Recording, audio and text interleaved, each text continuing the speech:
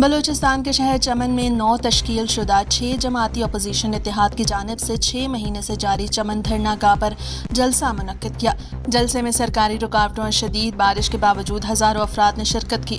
जलसे से पश्तूनख्वा मैप के चेयरमैन और इत्तेहाद के सरबराह महमूद खान अचकजई, तहरीक इंसाफ के मरकजी रहनुमा अपोजिशन लीडर उमर अयूब खान, शेर अफजल मुरव्वत, BNP के कायद सरदार अख्तर जान मैंगल, मोहम्मद हसनी मैंगल और दीगर पार्टियों के रहनुमाओं ने खिताब किया। BNP के सदर और MN सरदार अख्तर जान मैंगल ने खिताब करते हुए कहा कि आज जिस तहरीक का आगाज़ हुआ है उसका क्रेडिट पश्तूनख्वा मैप को जाता है।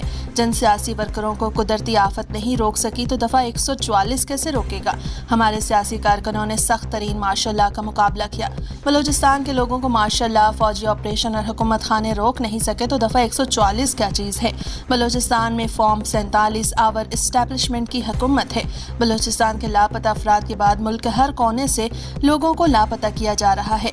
लोग ईद की खुशियां मनाते और बलूचिस्तान वाले ईद के दिन भी अपने प्यारों को सड़कों पर ढूंढ रहे होते हैं। सरबराह पश्तूनख्वा मैप और तहरीक तहफ़्फ़ुज़ आइन पाकिस्तान महमूद खान अचकजई ने जलसा से खिताब करते हुए कहा कि आज बारिश और ख़राब मौसम के बावजूद जलसा गाह में अवाम जमा हुए हैं। 1934 में वतन की आज़ादी की जद्दोजहद का आगाज़ भी पशीन से हुआ था।